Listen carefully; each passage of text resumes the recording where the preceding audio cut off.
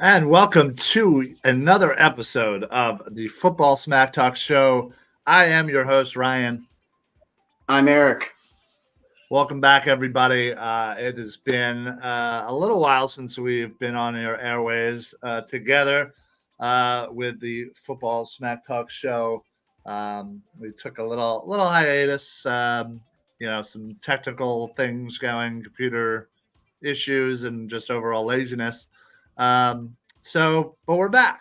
We're going to be talking off season as things have started already.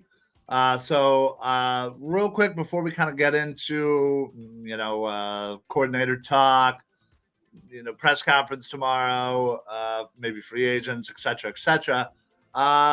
Eric, give us in 30 seconds to a minute.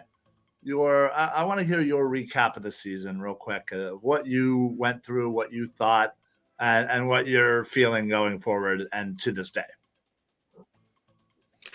Look, what I think the start of the season was fantastic. The first 11 games, they're 10-1 and sitting on top of the world. And man, I remember leaving that Buffalo game Thanksgiving weekend, ready to start singing in the rain, as it was like I couldn't believe what I had just seen. Like, we just come from behind against Buffalo in overtime. Jalen comes down, scores a winning touchdown. The next week, now look, I know I'm going to go over the time here. You get punched in the mouth by San Francisco, and that is what it is.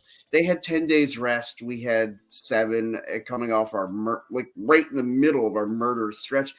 Look, to try and get back to your point of what you wanted me to do here, we got punched in the mouth, and we didn't get up off the mat, and they got knocked down. And this is going to be a season, off season, where you decide what kind of franchise do you want to be.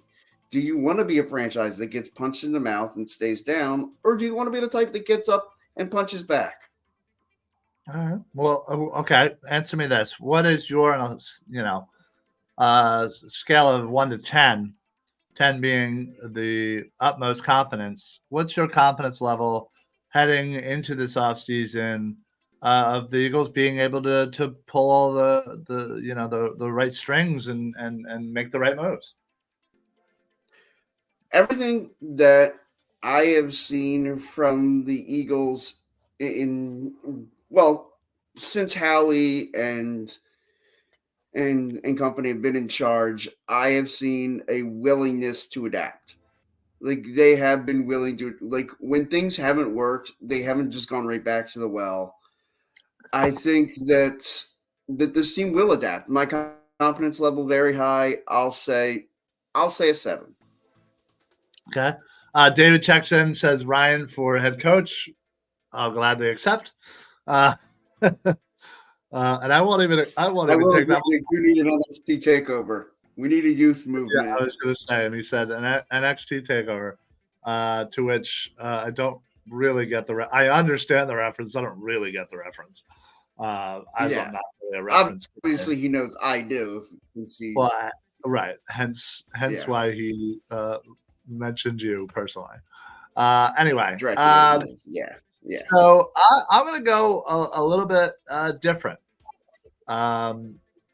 I felt like our confidence level heading into the season was at an all-time high, and we saw a team for 11 weeks where we made excuses for terrible play, and let's be honest, they got lucky in a lot of situations of getting out, of games with wins.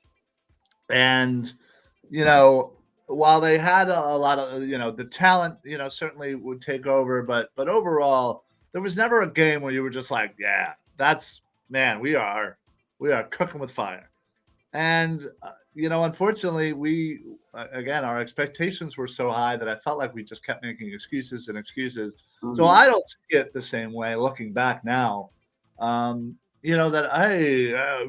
First 11 games, fucking awesome. No, I don't see it that way. Hold on. David says, problem is that everyone thinks Howie is a genius when in reality, maybe he's the weakness. I'll address that in a second. But San Francisco, you said that right. They certainly punched us in the mouth, and we didn't really get back up. They exposed us in so many ways, and other teams, rode those coattails to victories against us. And listen, it was a poor season that we happened to make the playoffs. We let Dallas off the hook, gave them the division, and we had no business being in the playoffs, to be perfectly honest. And I don't know necessarily what the true issue is. I don't know whether it was Hurts maybe regressing, or maybe it was a combination of Brian Johnson, Sirianni trying to do a little too much, because it seemed like they went away from what worked for them offensively last year. So to say, even this year, if the running game worked early, they went away from it. All right. And so I think that's part of it is being on the same page offensively. Defense, listen, Howie, for everybody who wants to give Howie shit, and I get that. Listen, you're not going to be able to have a perfect roster. And Howie had to take some chances, and he took some chances at linebacker and safety, and signed some people off the streets, and injuries and things not working kind of really, really didn't help there. So that made the defense certainly open to criticism. Chris checks in. They need to adapt and draft a damn linebacker. Preaching to the choir. Preferably Trot Jr., preaching to the choir. The coordinator sucked, plain and simple. As fans, we needed to stop creating havoc on social media. That's actually, I will say that last point is not, again, I think Eric, I it's know a you're, very fair point. yeah, I know you're not always super up on all things social media, but at least Twitter seems to be a very toxic place for Eagles fans and for Eagles players, because there is an interaction between players and fans create these narratives and for whatever reason it is, whether they're trying to you know get some notoriety or whatnot, but or they're just see, I feel like you on Twitter would be terrible. Like if you were more active Me on on Twitter, Twitter? like I know you're on I was Twitter. gonna say, I actually am on Twitter. Yes. Right. You have an So account. you have my handle right up there. I mean, Yeah, you have I'm an on account. Twitter. Let's be honest. You're not an I active log Twitter guy. on every day. Now, granted, Yeah, but I you log don't in to post check in anything. on some of the. When was the last Oh, time you never. posted No. something? Right. So you're not active in that way. I respond to some people's stuff. Yeah. Right. But my point is if you. No, I never post any of my own stuff. I've learned my lesson after last year's Super Bowl. Right. So what I'm saying is if you are a very reactive person.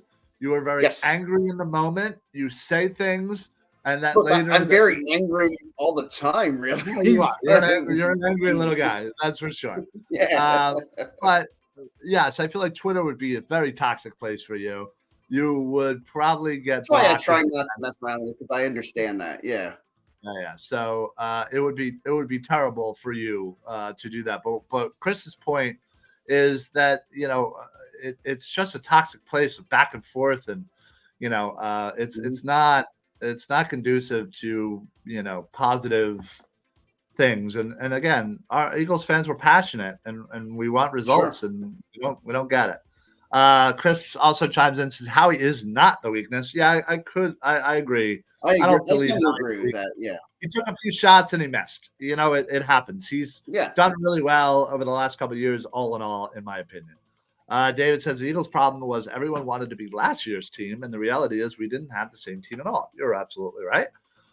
Chris also I think says there's a lot to that one. Yeah. Yeah, if I can just address that, I think there's a lot to that. I think there's a lot. The fans wanted it to be last year's team. I think some of the players wanted it to be last year's team, and it wasn't. It was a different personnel group. Like we looked at a team that set a record for sacks last year and was middle of the pack this year. Yeah, we lost 4 defensive starters. I mean, that's hard to overcome. So, and Chris says he had 38 total touchdowns. I'm assuming that was Hurts. Yeah, between passing and rushing. Here's our good buddy Aaron. Aaron, this is a trend with Howie in the front office. Here we go. I love Aaron so much. I will say, listen, I may not agree with him. I may not agree with everything that Aaron says, but man, he stays to it. He sticks to his point, and he doesn't sway. So, yeah. But all right. Anyway, moving on. They had players the last several drafts. Yeah, they're coming in hot and heavy tonight. Oh yeah. Oh, that's his style. Listen, yes. I think as far as draft goes, there's some noticeable things of not drafting a safety. Jordan Davis over Kyle Hamilton. Yeah. Hamilton's lighting it up right now. Drafting Nolan Smith over Brian Branch. Brian Branch lighting it up right now. So I get it. Yes, there were probably better choices, but yeah, I feel like that's every draft. You're going to say that, it's very rare when you come out with the best. Oh, sure. Yeah. So to Aaron's point, though, I do get it. They're noticeable. So thank you guys. By the way, keep the comments coming. I'll do this all show for sure. Yeah. Problem is that you could draft anyone, but in reality, it's up to the players to produce. Twitter is the worst. Thank you. I've called out people to discuss sports and the blocker reporting. Yeah, Chris, I have seen you. I personally seen you in fights on Twitter. It gets pretty nasty. Social media is the only problem when people stop living their normal lives and let them overtake them, for sure. But that could be said about players. I mean, Slay is so active on Twitter.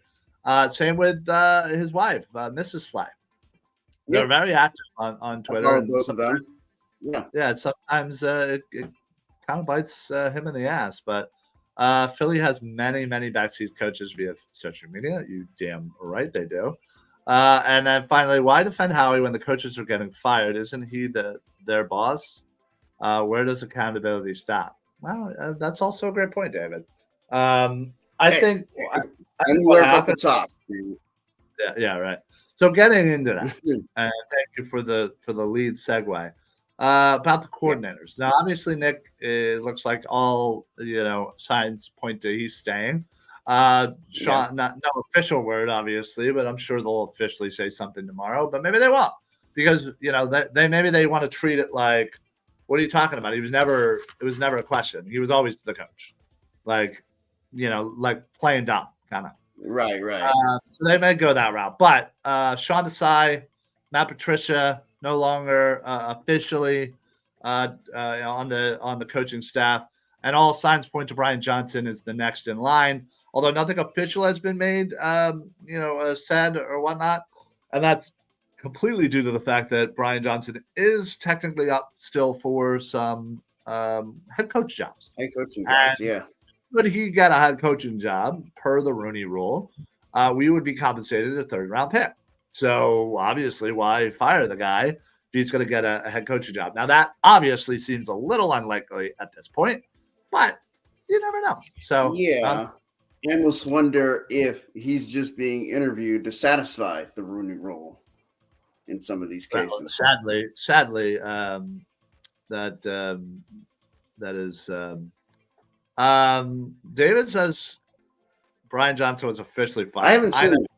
I never saw an official notice, unfortunately. I have seen anything.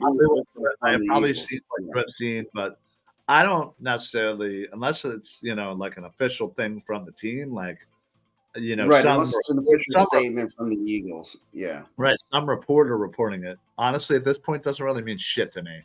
As our good buddy Adam Schefter reported that Jason Kelce was retiring, and Kelce had to come back. Yeah, thanks for making me look like a douche in a group chat of ours, Shefty.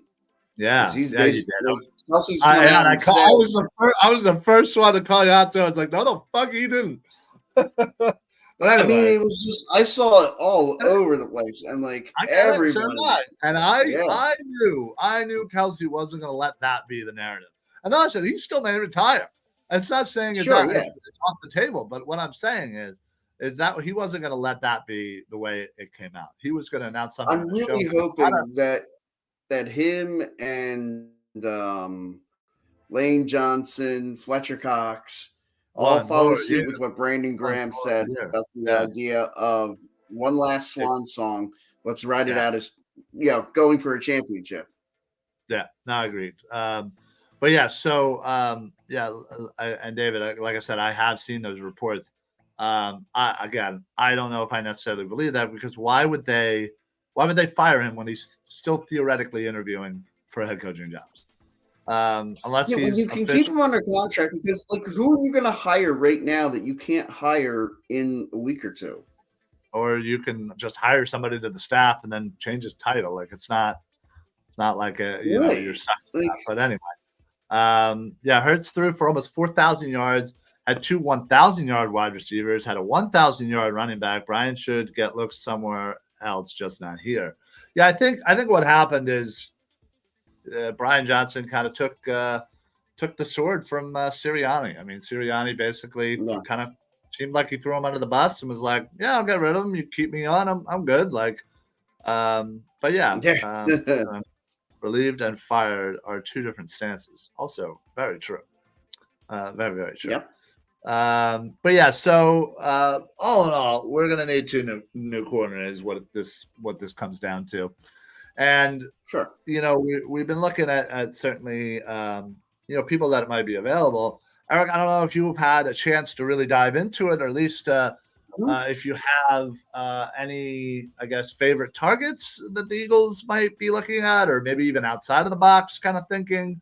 I know I didn't. I'm kind of just swinging this on you now, but any thoughts? O coordinator, D coordinator, anybody you like?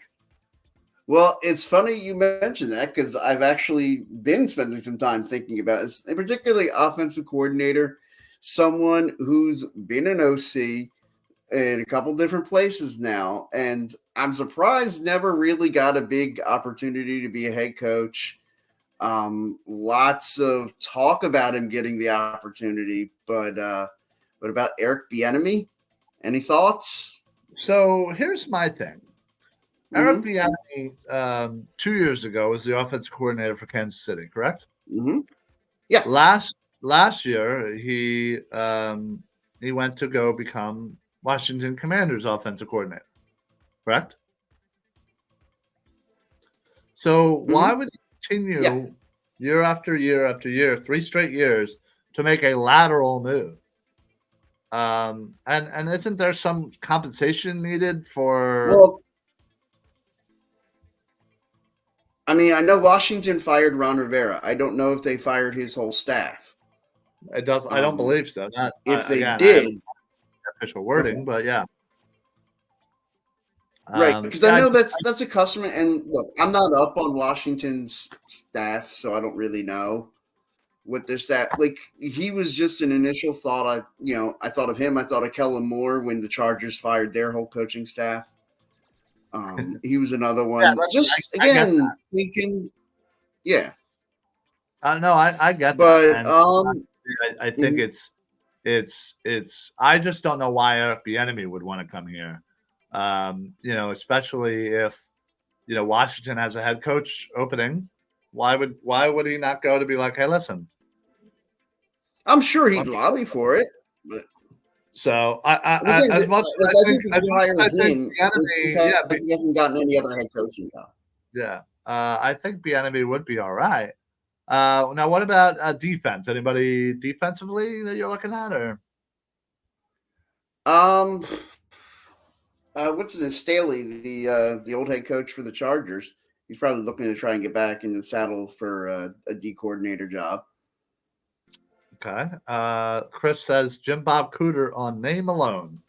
Yeah. Well, I mean, James Robert Cooter would be an absolutely phenomenal hire just to get to say that name every time. They said he has no interest. I'm assuming Bieniemy.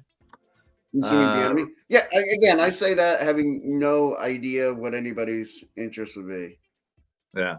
Yeah. Listen, I've certainly looked into. I think somebody like a Wake Martindale is certainly Mhm. somebody that defensively I think would come in and completely change the system. As far as he's a heavy blitzer, which I feel like a lot of people in Philly love the blitzing. Sure.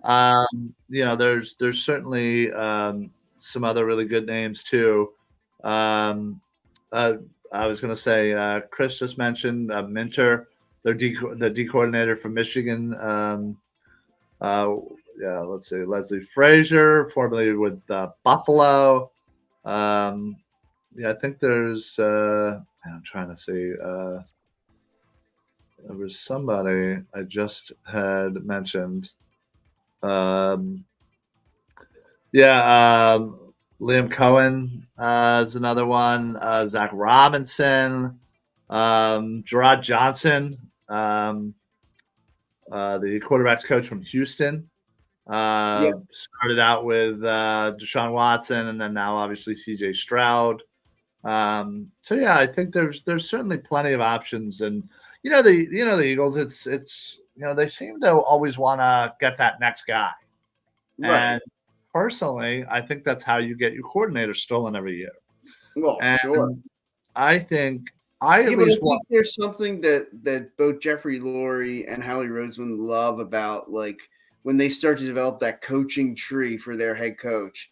And it's like, oh well, like Mike Holmgren and all of his coaches, like and it all traces back to Bill Walsh and like all those guys. Like I think that Jeffrey Lurie and Howie Roseman get very intrigued by having a coach that, has his coaching, develops his coaching tree.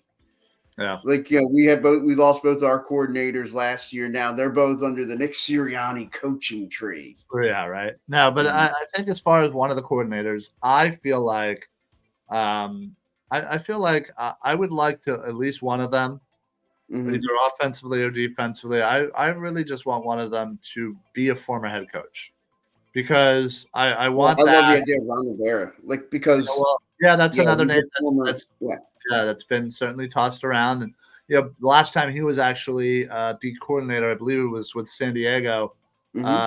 Back in early 2010 to 2010, maybe. Yeah, he was really the top defense in the league. So, but yeah, more or less of like an adult in the room to kind of have Sirianni be able to bounce some off ideas and say, hey, what would you do in this situation? What did you do in this situation? Or, advice, right. And think about at this point, though, Ron Rivera, he's already been a head coach in 2 other locations. If I'm him, I'm starting to think, hey, I come here, be a defensive coordinator for 4 or 5 years, whatever. I'm not even worrying about freaking coaching anymore. And I'll just retire and, sit around and take some coupons. Well, right, exactly. And that's kind of how you keep a coordinator for a little bit here. So, well, there you go. Listen, I will say that real quick, I wanted to mention a sponsor of the show, official sponsor of the Football Smack Talk show, and that's La Terrain Watches. Please head on over to www.la-terrain.com. Use code PSA for site-wide discounts. They got amazing watches. I have, I think, 3 of them now. They have sunglasses. They have, accessories, other stuff for men, stuff for women. But use code PSA. That'll get you a nice little discount at checkout. And that lets them know you found it through us. So if you're in the market for a watch, they got a couple of really nice ones too. So, but yeah, I will say, I just, I don't know. I have a feeling this might be a long process before they actually go ahead and sign anybody officially. And like I said, I also wouldn't be surprised. I'm hoping that Brian Johnson gets a head coach job so we can get an extra pick. But speaking of pick, an extra 3rd because of Hargrave. Well, Hargrave, yes, and then 3/5, I believe. 3/5, yeah. So that to me, all that says is moving up chips. Yeah. Oh yeah. So, but yeah, if he gets hired, moving up or moving around, even does this mean? Yeah. Absolutely. So, but yeah. So obviously, as we kind of move in, and anybody that has been following me, and especially some of the work I've done on Edge of Philly Sports. By the way, welcome in everybody who is from the Edge of Philly Sports YouTube. Thanks for finding us through there. We're kind of an amazing group over there. Al and Joey and Freddie, and obviously with Dibes and the whole team. But speaking of, Dibes and I have been doing a lot of college football work. He's one of the hardest working dudes in this business. Puts out scouting reports on so many. Me and him have done some top 10 work for every position. In fact, I think we have tight ends, running backs, and quarterbacks left to hit. So anyway, leading into that, Senior Bowl is coming up in about 2 weeks. And I'm kind of excited, as that's the first real thing that kind of kicks off the draft season in my eyes. And then it's eventually going to be the combine. It's eventually going to be pro days. Really good stuff leading up to the draft. So please make sure that you're locked in to Edge of Philly Sports for all your draft coverage, because this is going to be our busy season. And I feel like while we have a lot of guys that are doing Sixers stuff, and the post game shows are amazing on Edge of Philly Sports, and there's Phillies guys, Flyers guys, and we again post game stuff and other regular shows throughout the week are awesome. And I feel like our Eagles coverage and more specifically our draft coverage over at Edge of Philly Sports is second to none, honestly. With Dives, myself, Shane, I know Mark Henry occasionally gets involved as well. But yeah, I'm just super excited for this season to start. And with the draft coming up, obviously, first comes free agency. Sure. And obviously we have some holes. We depending on who we lose, who comes back, as we said, you have to worry about Kelsey. You have to worry about Brandon Graham, which seems like he'll accept whatever offer, but still, cross that bridge when it comes. Fletcher Cox, what to do about Slay and Bradbury? Will they stay? Will they stay? What about Byard?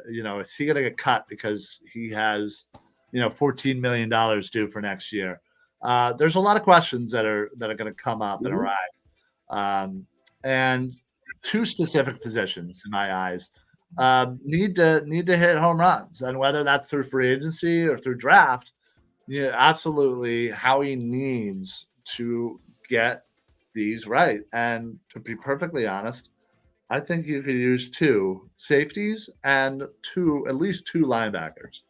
To be perfectly honest, Look, if you look around the final four teams that are left: Baltimore Ravens, elite linebacker play; San Francisco 49ers, elite linebacker play. Yep. I would even say the Kansas City Chiefs, like their linebackers aren't slouches. No, they have decent linebackers, and the Lions have been getting a lot of work from their linebacker Anzalone, the one rookie they drafted later. Right.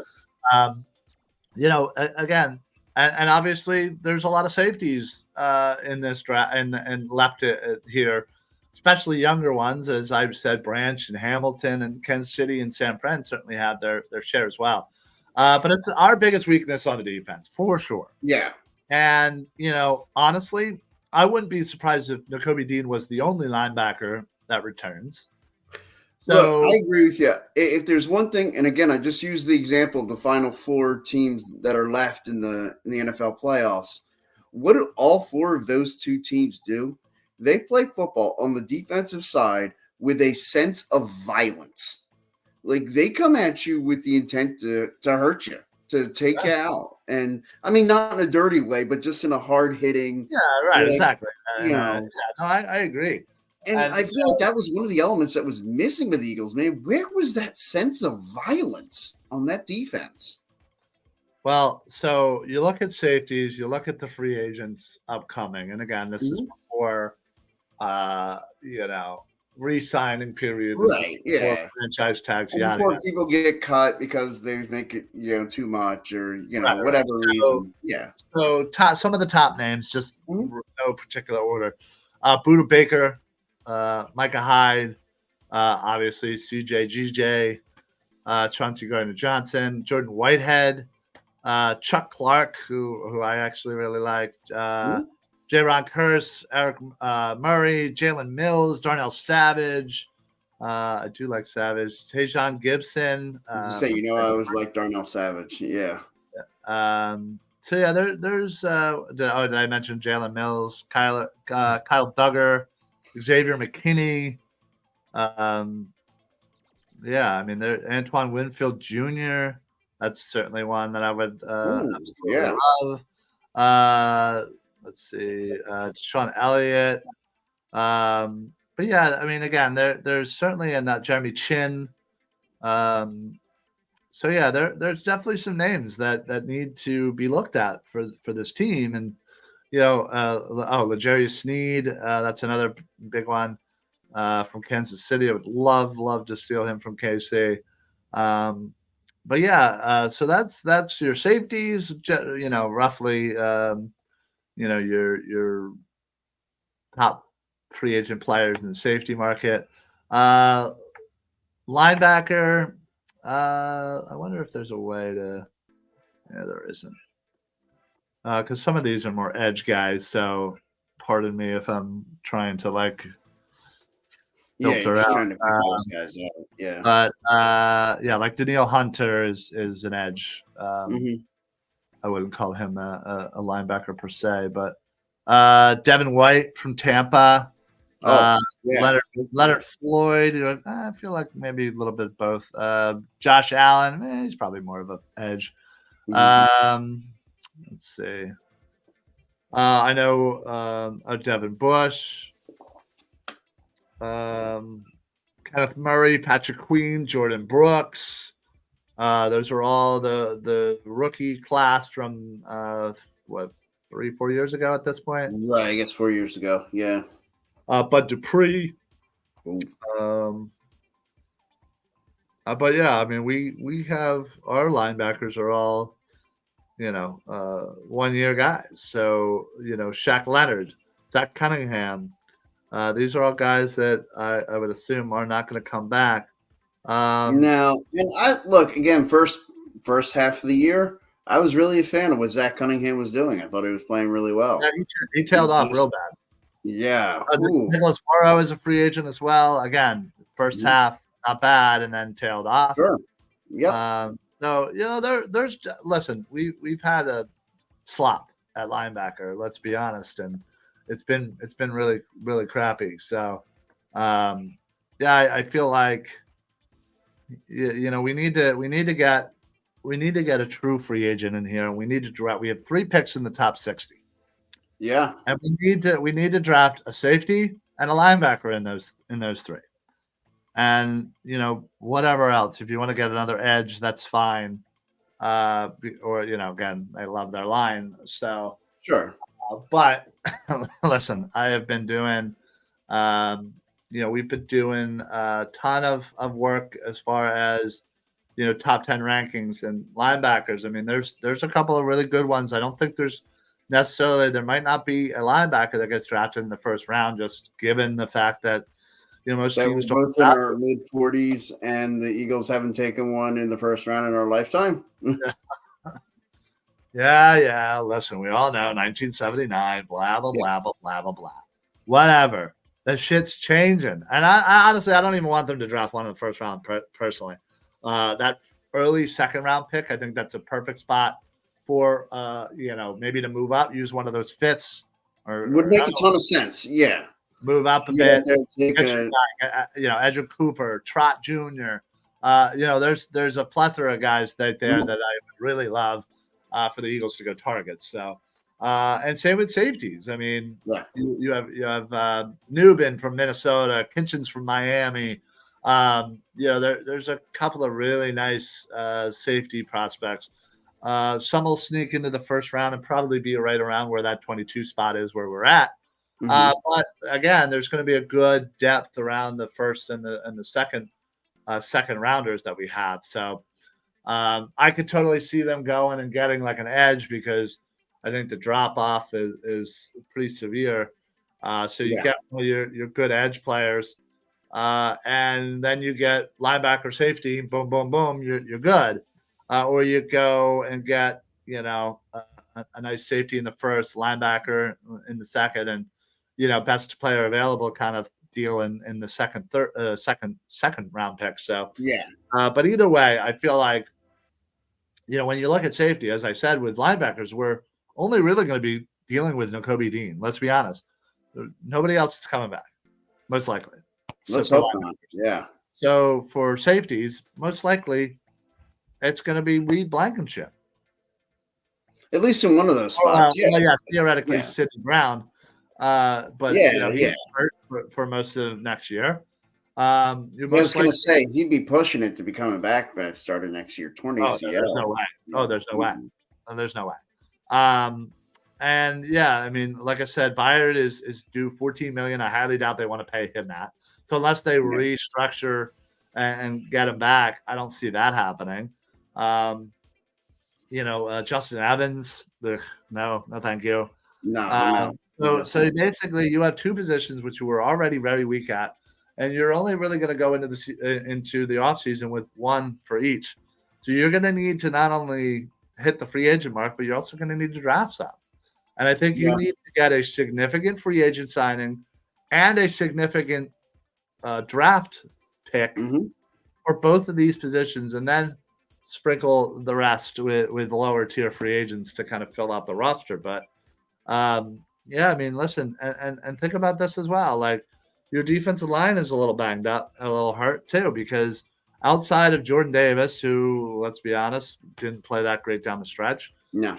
Jalen Carter, which future certainly looks bright.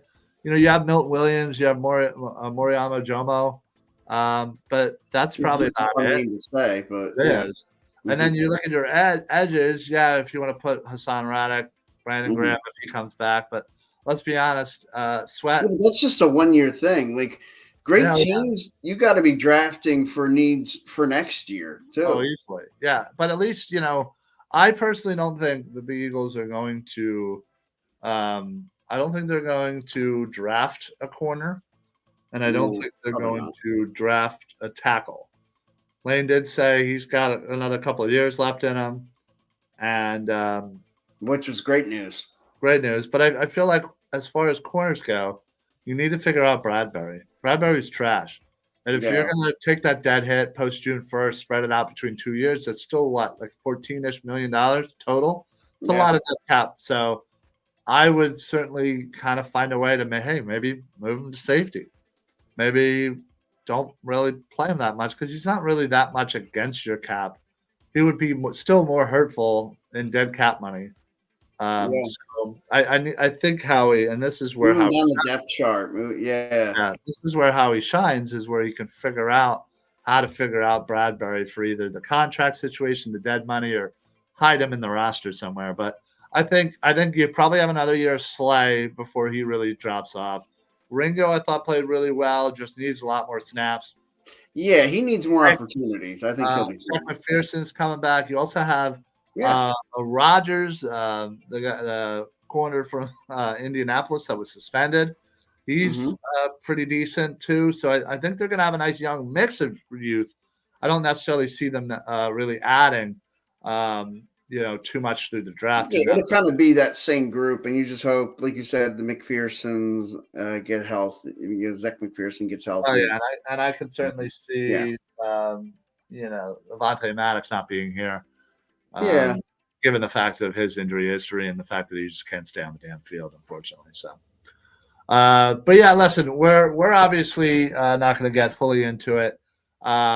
Generally on the Philly Sports Alliance, we have our off-season roundtables 3 times a year. We will have one for free agency, so we'll do one right before the start of free agency, break everything down, talk about. I still have our venue if we want to use it. There you go. Where we will tell you exactly what positions we're going to be looking at, who those players are in those positions, and kind of give you a nice overview before the start of free agency. So usually the weekend right before that start. And then we'll do one for the draft. We'll do one probably again the weekend right before the draft starts. And then we'll usually kind of do a preseason or season preview, if you will. Where we'll kind of go in and talk about the entire offseason and talk about the schedule and the team and how everything looks and yada, yada, yada. So Marina texts in, Eagles needs are D end and OT. Could not disagree more than at OT. The OT to play backup swing OT for 2 years, then replace Lane Johnson. I think that's more of a luxury. You're going to have 2 other drafts between like in those 2 years. Yeah, I'm not saying, look, if a great offensive tackle were to fall to you, then listen, I understand that there are very good offensive tackles, and there is a certain drop-off. And I wouldn't necessarily hate it. I just think it's more of one of those luxury picks where, like, it's not necessary as far as you have more needs, true needs. And the fact that you said the needs are D-end and OT, and they're not even in my top 3 as far as needs go. The Eagles. So, but I get it. I get the sentiment. We have a lot of needs. So, CBs in the draft would be nothing but depth. LB Cooper or Wilson in the second round. I think Wilson's maybe a little early from NC State. Cooper in the second round, I would love that.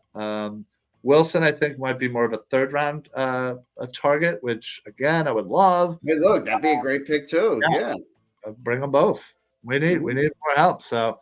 I'm with you, Marina, on that at least. So We just said, yeah, second half, Nakobe Dean probably the only linebacker we're bringing back next year. So yeah. yeah, we're gonna. That means at least 2 picks at linebackers. Well, yeah, either that or you're gonna get a lot Free of agents. free agent signings. So I'm just yeah, hoping it's less of the trash tier and more of the. Even if it's not the elite tier, can we get the well, middle tier? yes, more of the less of the. Oh shit! Wait, I I thought you were gonna get a linebacker. Wait, no, didn't you say it? Ah, damn it! All right, who's left? Who's left? Yeah. That's how we do linebackers, honestly. So I feel like that's like kind of like that scramble before a party. It's like, wait, are you going to bring nachos? No. Are you going to bring nachos? Shit, somebody's going to bring the damn nachos. I thought you were bringing the chips. Yeah. Although, I mean, I think if we're comparing linebackers to party elements, I mean, look, the quarterback's definitely the beer, right? The quarterback's the most important part, right? Let's call it liquor. Yeah. Yeah. Okay. The liquor. Yeah. The alcohol. Sure. I mean, linebackers are like maybe if you have like a good drinking game or like solo cups. Yeah, like solo cups or maybe some. They're helpful. Maybe a beer pong table. Well, you can do without, apparently. Oh, God help us. But yeah, so please stay tuned. We'll eventually figure all that stuff out as far as when the offseason roundtables are going to happen. But yeah, honestly, for right now, yeah, I think, stay tuned as we're going to be coming back on a more regular basis. In fact, our normal time will be Mondays at 6:00. We kind of had some technical difficulties yesterday, so we pushed it today. We did a little bit early to kind of fit in with the Edge of Philly sports schedule. Which, by the way, thank you for helping us out with that. But yeah, listen, one final thing I will say before I get out of here is, if you guys are looking to go to an Eagles game next year, we do know who the opponents are. There are some really good ones. New Orleans is one that I'm certainly looking at. Baltimore being another one as well, if I'm looking for a cheaper, quicker trip. But yeah, best place to do that, Philly Sports Trips. Honestly, for every single Eagles away game, not only do they set you up, decent flights, good hotels, they have nice parties throughout your time there, and then they set you up with an amazing tailgate, good seats, everything's taken care of. Honestly, it's like a peace of mind. Just that weight just lifted off. So I highly recommend it. But they also do other things. They go to Union games. They go to Flyers games. They go to Sixers. They do spring training stuff. They do Phillies games.